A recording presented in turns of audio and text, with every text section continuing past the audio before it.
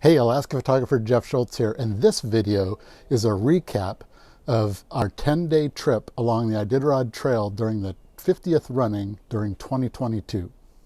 Along with my friend and pilot Sam Maxwell and my two assistants Jaylene and Aaron, we were able to visit nearly every single checkpoint on the trail, and during our stays we added an additional 325 faces to my Faces of Iditarod project. And I was even able to do a little bit of race photography. You know, the Faces of Iditarod project is really near and dear to my heart because of my over 40 years volunteering as the official photographer of the Iditarod.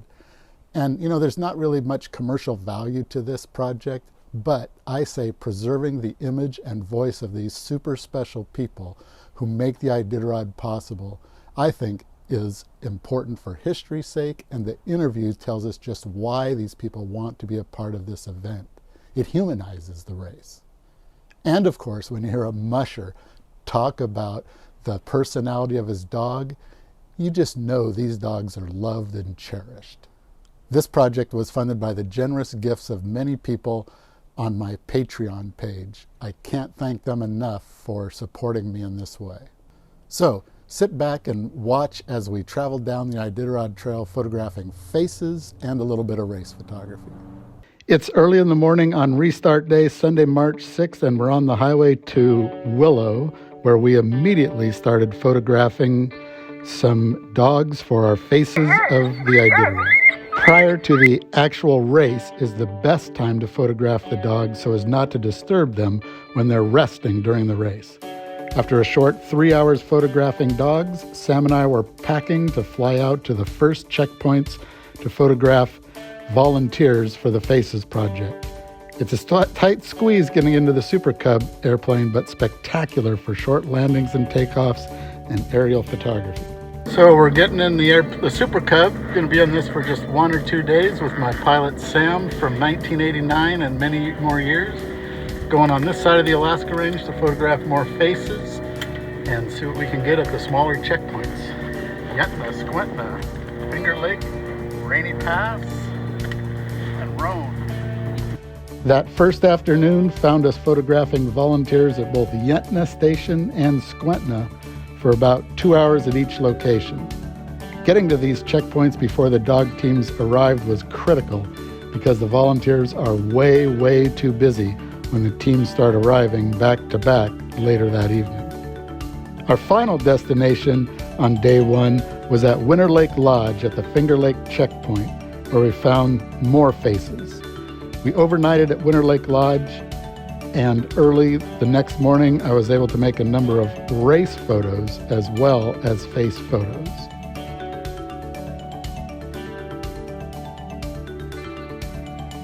We are flying in a Super Cub plane over Finger Lake and shot a team coming in. I just love shooting low and slow in the Super Cub, and we found a number of different dog teams in various places and attempted to get some interesting still images.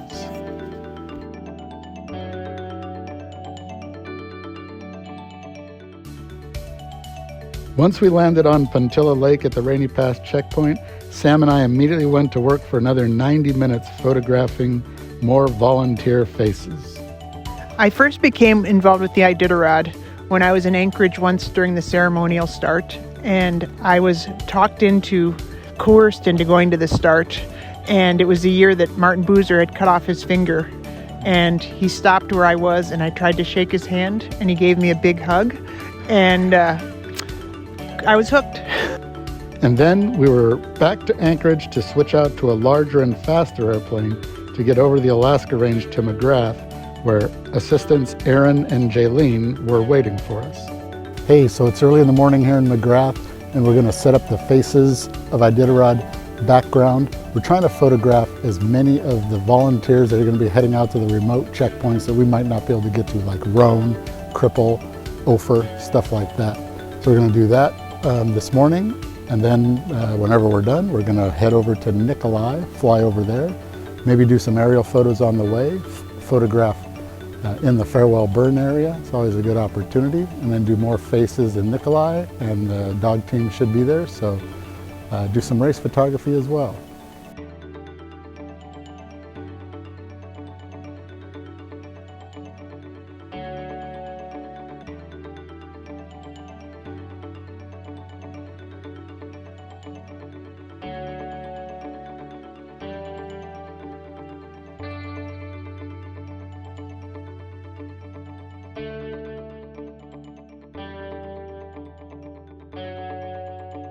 As you can see, Nikolai is a happening Athabascan village checkpoint.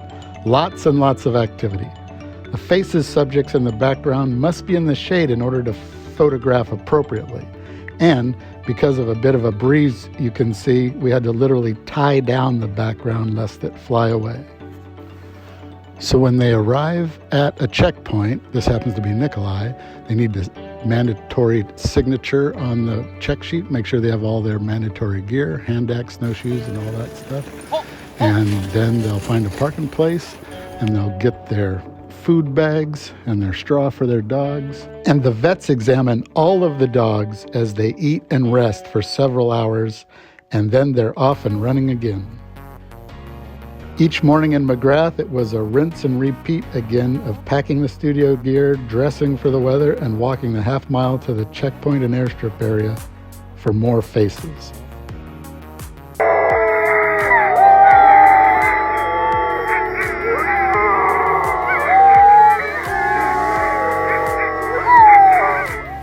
We were at the big hub checkpoint of McGrath, where many of the mushers take their 24-hour layover because of the accommodations that are here, as well as other services. The dogs get a good chance to rest up, and oftentimes it's a howling fest. We've stayed here today because of that, as well as the weather was down and couldn't fly anyway. Groom's personality is a stoic male leader from the middle of the team. He just melts into the team, really. And that's what we like about him. He just shows up and works every day. Honor is our sweetheart. She's not a cheerleader. She's not a melter. She aims to please. And again, she kind of melts into the middle of the team. So just one of my favorite dogs in the yard by far, because she likes me. As dark was closing in after a full day of photographing people and dog portraits and doing the interviews, we ate dinner with the myriad of other volunteers. We had our mandatory nightly COVID test, and then spent hours culling and processing the images, uploading the audio interviews, and keeping all our ducks in a row in our rented apartment. In our Cherokee 6 airplane, we left McGrath, headed for a day trip an hour north to the Ruby checkpoint, flying across the desolate mountains, rivers, and swamps in gold country. Started in the early 1900s as a gold supply camp, Ruby is the first checkpoint on the Yukon River. We set up our shop inside because of the wind. I'd call it a target-rich environment. We were able to photograph 8 of the volunteers that we had not photographed previously: veterinarians, communications, and trail crew.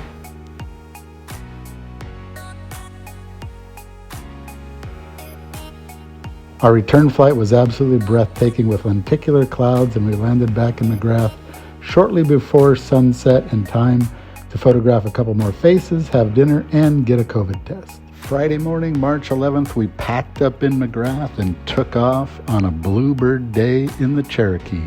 Our goal was to get to Galena. We were flying in what we call IFT conditions, I follow trail. We could see the ribbon of trail from far off with the small centipede-looking dog teams running along at 8 miles an hour. We flew over the gold-rich country of Dakotna, Ophir, and Cripple, where we spotted many, many remnants of past and current gold operations.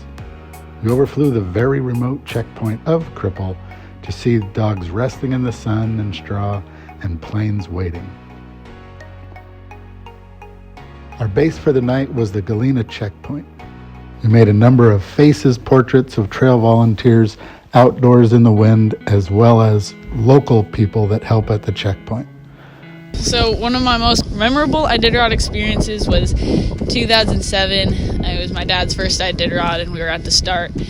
And I got to ride in his sled to the starting line with my grandma and the runners. And there's a picture of the three of us kind of hanging out, and I got my favorite hat, my favorite beaver hat on, and my dad kind of leaned over and was like, "See you at the finish line, kid." After an overnight in Galena, where we camped inside the Galena Bible Church, and before we flew down the trail, I took a little bit of time to do some race photography.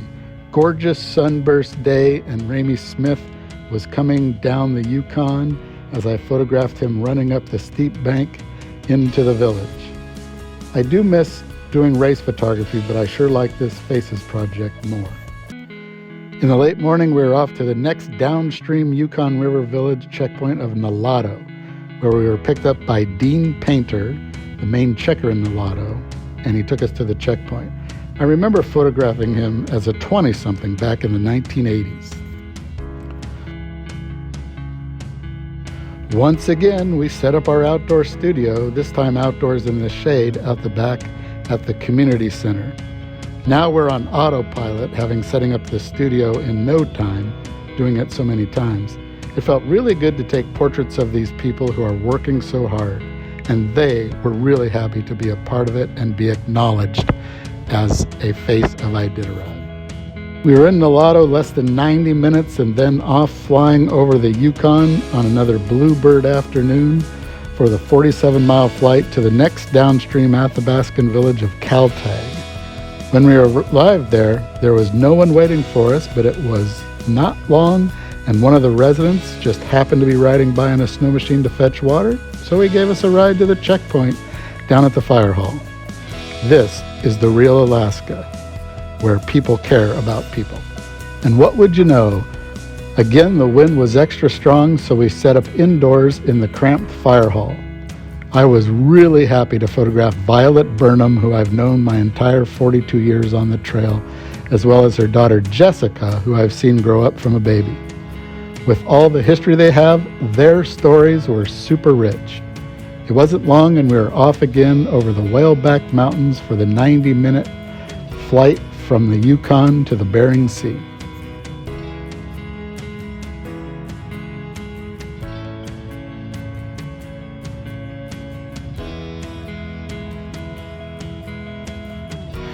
In the late afternoon, we flew into the beautiful Bering Sea community of Unalakleet, the first Iditarod checkpoint on the frozen Bering Sea coast, home of the Inupiat people. After our pilot Sam landed, it didn't take us long to realize that the 35-mile-an-hour wind howling was quite fierce. The next morning, inside the community hall checkpoint, it was just like a big family gathering as good food was made and brought in and conversations were flowing. We set up our Faces studio right in the midst of it all.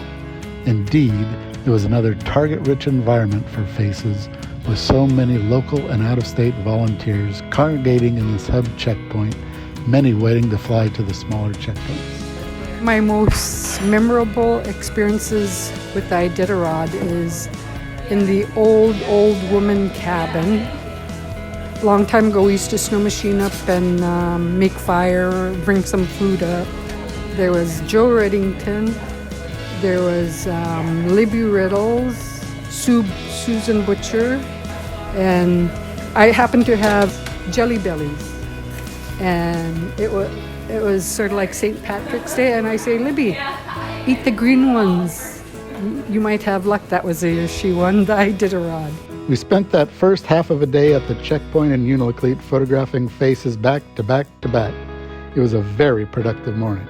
We flew out of Unalakleet at 12 degrees and nearly calm, unusual, for a day trip to the Inuit villages of Shaktoolik and Koyuk. The weather was clear and cold. We could see forever, it seemed, Besborough Island and maybe all the way to Russia. After a 45-mile flight over Shaktoolik, we could see the wind had changed significantly.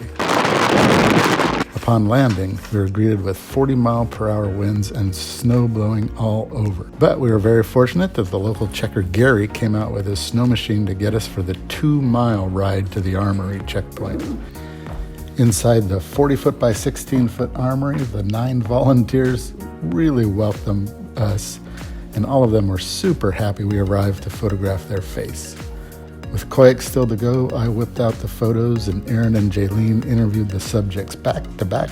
Once in the air, at the rock on the edge of Norton Bay, we found Dallas Seavey resting at the shelter cabin, and not too far later, we flew low over Brent Sass running on the sea ice. The wind had died a bit by we got to Koyuk, luckily. Once we were there, we needed to walk the 3/4 mile to the checkpoint. The downhill walk, though, was a blessing. At Koyuk, we didn't have as many people to photograph, but we did our usual setup, and in very short order, we got what we needed and then got a ride back up the hill to the airport and made our way back to Unalakleet.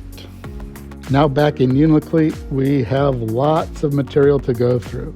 We spent many hours doing our editing and processing and uploading of the photos, interviews, and more. It was a long evening.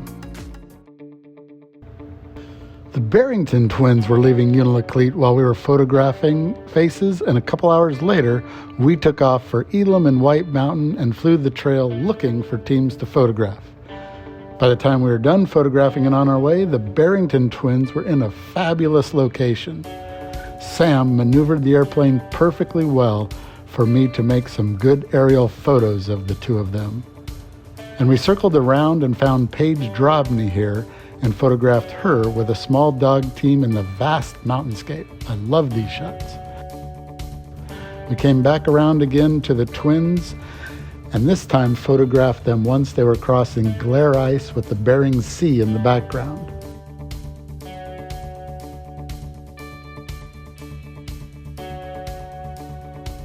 It wasn't long, and we found and photographed Hannah Lyric, and I shot straight down on her.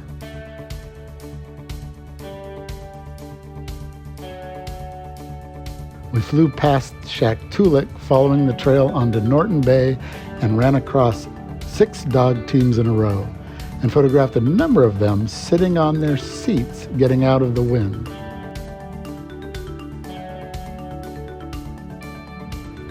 We landed at Elam, and it was a beautifully calm day. The local checker Carl Paul picked us up at the airport for a drive down to the fire hall checkpoint at Elam.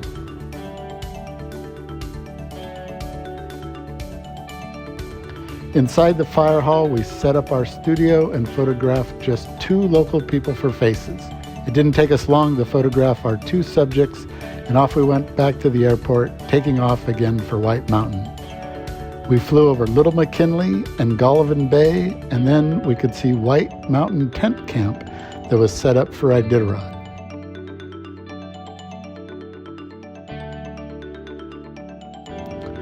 With no ride in sight at the airport, we walked the half-mile to the village.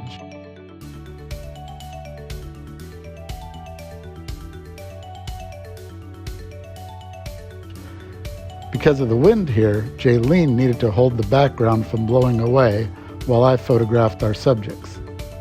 As you can see here, because we need to photograph in the shade so the studio light looks good, we set up in the only shade we could find, which was behind these 2 portable outhouses. We were fortunate to get a ride back to the airport through the village.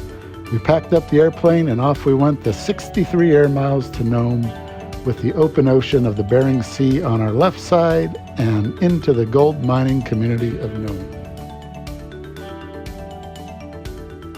We arrived the night before the winter crossed the line, and even though I didn't plan to do a lot of race photography, we were up and I was on my ladder at 5:30 in the morning to get a little different angle of Brent Sass winning his first Iditarod. Here is the behind the scenes of that anatomy of a finish in Nome. I was fortunate to pace Jesse Holmes in the last 3 miles from Nome and get a large variety of images. We picked up the trail at Farley's Camp, a fish camp, about 3 miles out of Nome at the first road crossing, and then paced him on the road and photographed him at a nice perpendicular angle as he passed the tripod marker. After about another 1.5 miles, he was coming back near the road, and for some crazy reason, somebody had a loose dog out there. You never bring a dog to a sled dog race, especially not on a leash. As you can see from the photo, Jesse was trying to scare the dog away so that his dog team wouldn't pick a fight. But in any case, the dog finally ran away, and Jesse continued on the Bering Sea.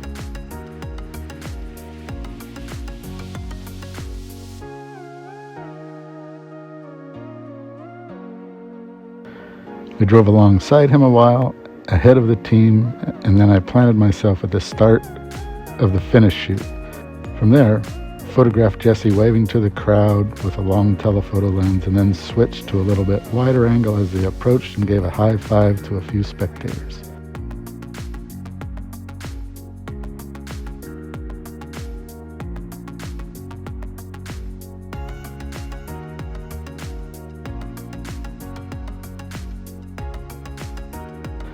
As Jesse ran into the finish chutes, I ran right behind him, photographing him about to cross under the Burl Arch. So that was a 10-day trip packed into this short little video. I hope you enjoy our trip down the Iditarod Trail, and I hope you check out many of the faces of Iditarod. Thanks so much for watching. Bye-bye.